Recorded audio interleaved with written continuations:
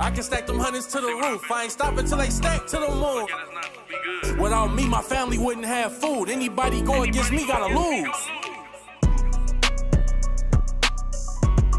What is up, guys? You're listening to the MFCEO Project. I'm Andy. I'm your host, and I am the motherfucking CEO. Today, we have Friday Fire. We didn't have Tuesday or Thursday because, honestly, I didn't have shit that I wanted to talk about.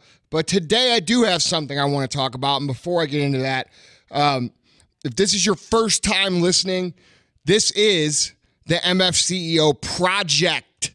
It is a project.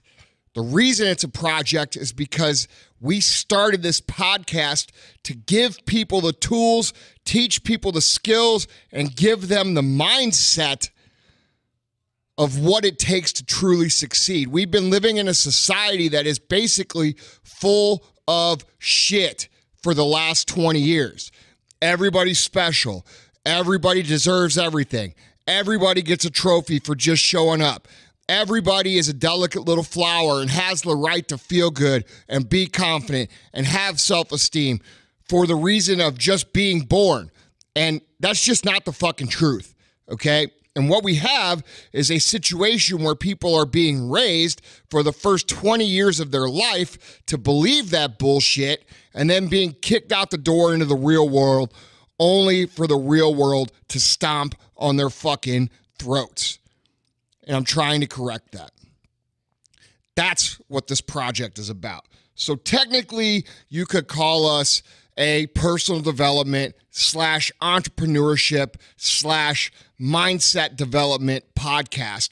But the truth of the matter is we're trying to fix what a bunch of other motherfuckers fucked up. Okay? So, with that being said, I don't charge money. I don't run a bunch of ads on my podcast. We're a top 50 on iTunes podcast. I could make 7 figures a year plus running ads. I don't run ads because I don't want to fill this content up with a bunch of bullshit for you guys. I want to keep it real. I want to keep it authentic. I want to keep it for you, and I want to keep the mission intact and not turn it into some bullshit. And for that reason, I would appreciate if you would tell a friend, if you would recommend the podcast, if you get value out of this podcast, what I ask is that you bring me one friend per episode that you find valuable. So if you listen to this episode and you're like, holy shit, dude, that's good stuff. It's going to help me out. Tell somebody. Don't just tag some motherfucker on my post and not say anything. That nobody knows what the fuck that means. I mean, go out of your way to tell somebody about the podcast. We don't run ads. We're one of the top 50 podcasts in the world on organic reach.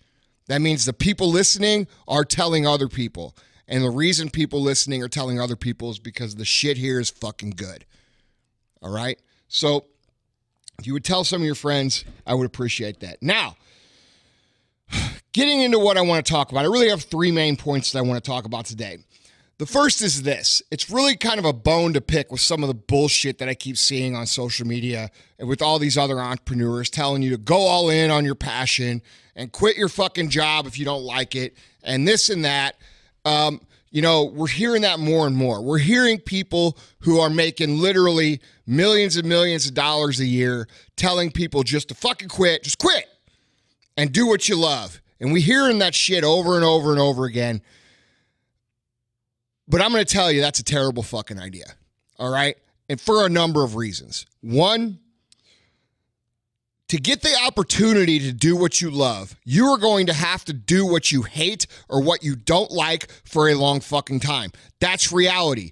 Getting the opportunity to do what you love is a privilege of the dues that you pay doing shit that you don't like. That's the real world. It would be nice if we all had rich parents or we all had trust funds or we all had, money in a bank to just quit the shit that we fucking don't want to do what we want to do. Wouldn't it? It would be great. But here's the reality. People who truly start from the beginning, people who truly start at zero, understand what I'm just saying. You have to do a lot of shit that you hate. All right. When I started my business, I had to work 3 other fucking jobs to do what I wanted to do, which was run my company.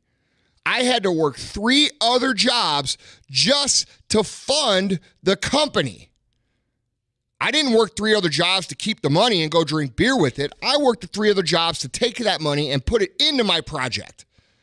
Okay? I worked at a gym, I worked at a bar, and I worked at putting on concert events. I also did odd jobs like construction, concrete, and other things that I knew how to do along the way. But I had 3 basic jobs. Okay? I didn't like any of those jobs. I hated being at the bar until fucking 4 o'clock in the morning and having to get up at fucking 8 and go back to work.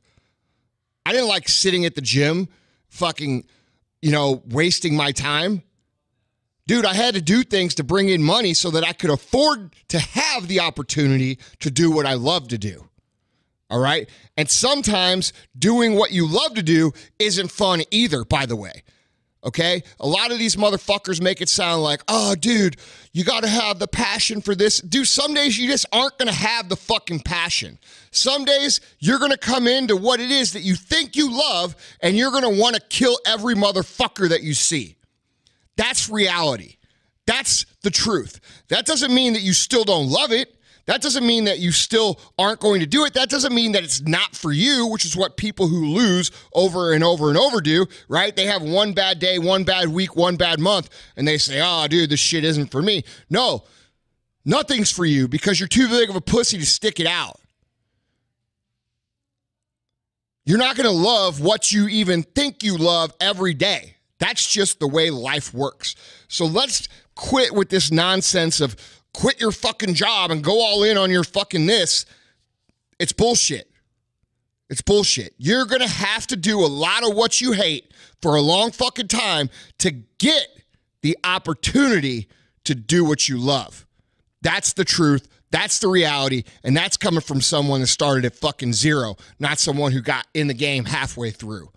All right? Now, what you have to realize about, which this is going into my second point, what you have to realize about the beginning of entrepreneurship or the beginning of success or the entry level is that the competition is the hardest at the beginning, okay? You have to understand that success in anything, at the beginning, there's way more people doing it. So what I want you to do is I want you to picture a pyramid, all right? And at the bottom of the pyramid, the base of the pyramid, you have 100 people doing what it is you want to do, all right? Now, 2 years later, 20 of those people are going to quit because of what I just said a minute ago. They're going to decide, hey, this isn't what I love anymore, so this isn't for me. So they're just going to fucking quit. So now you're on the second level and you have 80 people, all right? Now, 2 more years down the road, you're going to have 30 more people quit for the same reason I said. It's going to get hard. Things aren't paying off the right way. They're not making enough money. They're having to work too much. Their girlfriend, their wife, their husband, their boyfriend doesn't like what they do. They spend too much time in the office. Blah, blah, blah, blah, blah, blah, blah, blah.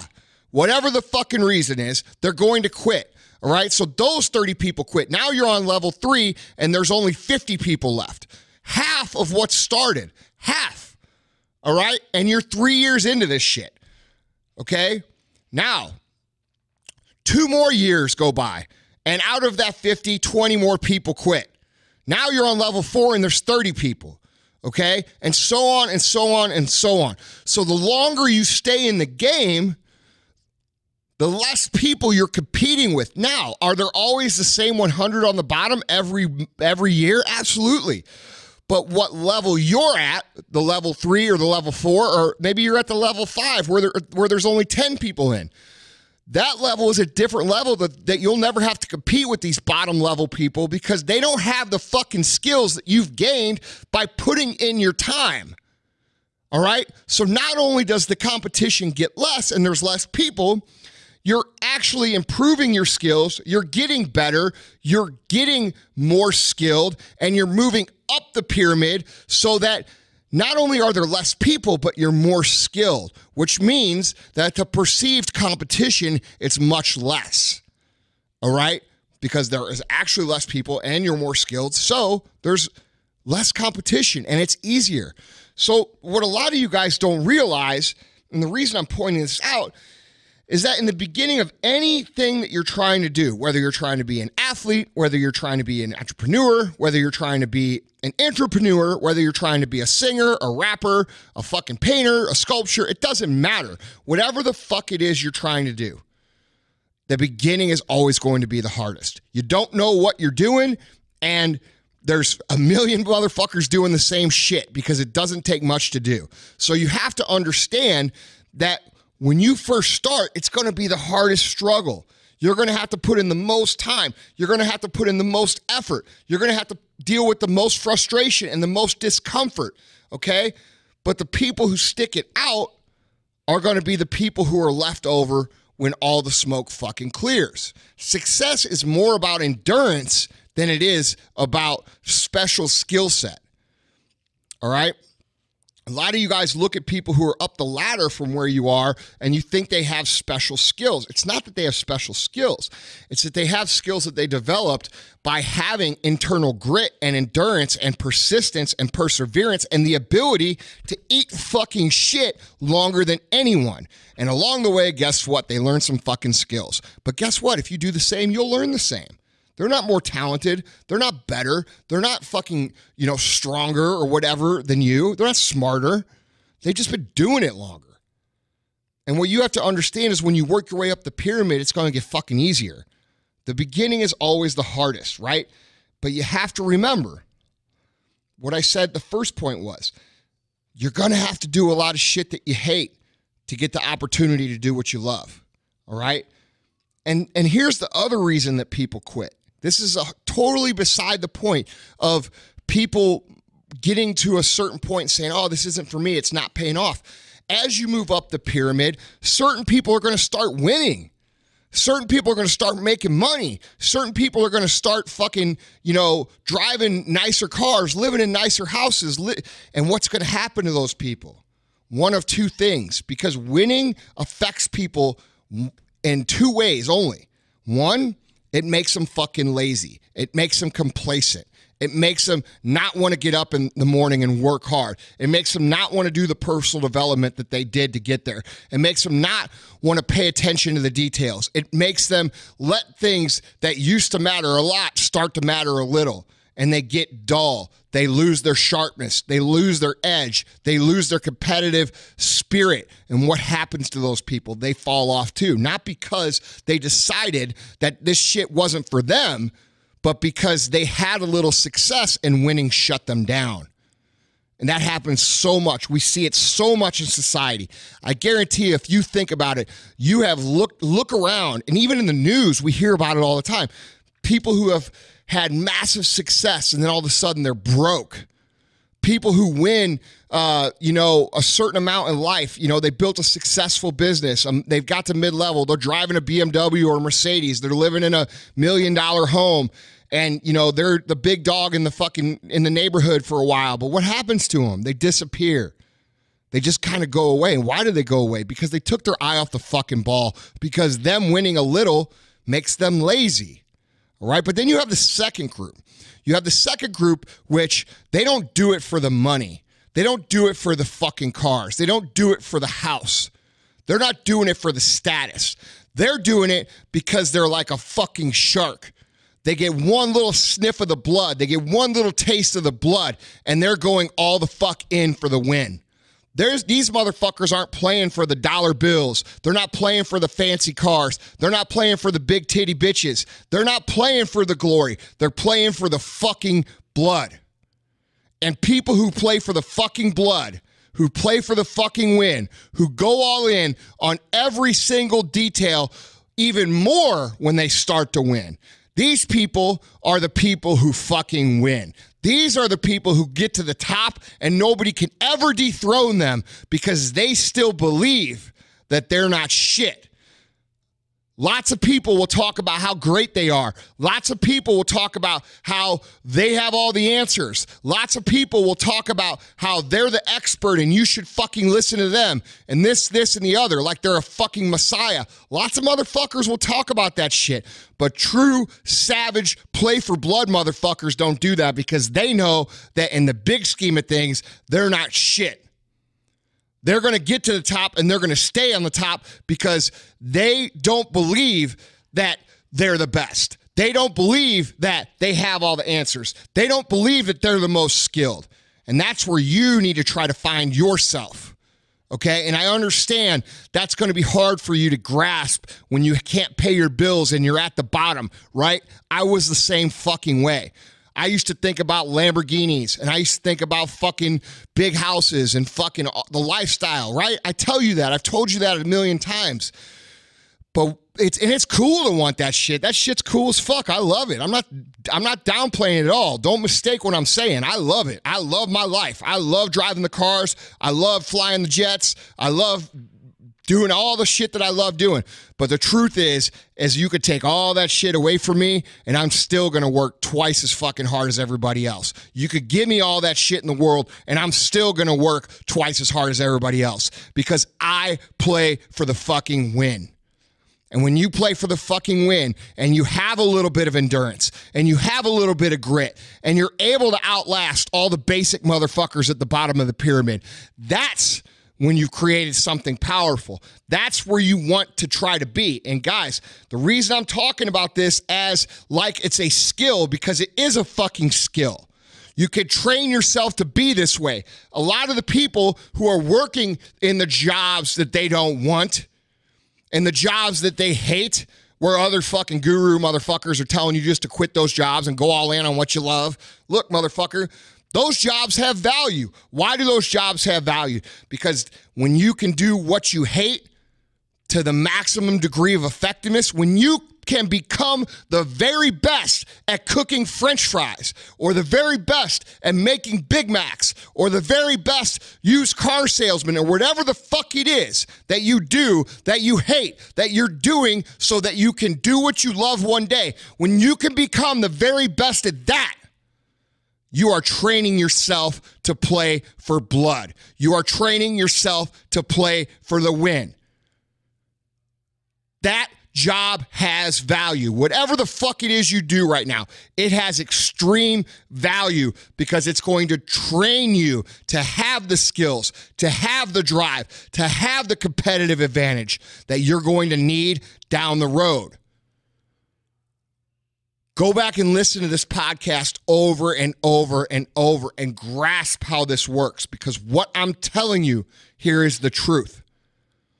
The competition at the beginning is going to be hard. You're not skilled. There's lots of people to compete. There's lots of people who are ignorant, that are talking shit, that want you to feel like you're inferior. It's a hard place to be.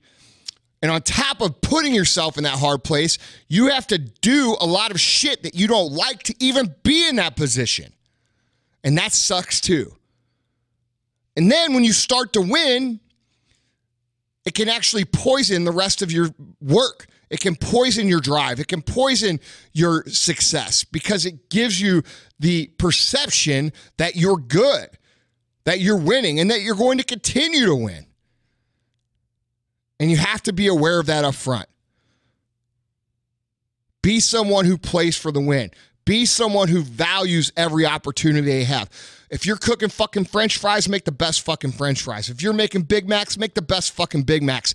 And know that you're preparing yourself for moving forward. Know that you are putting yourself in a position and cultivating the skills that you are going to need when you get the opportunity to move away from the shit that you hate and into the shit that you love.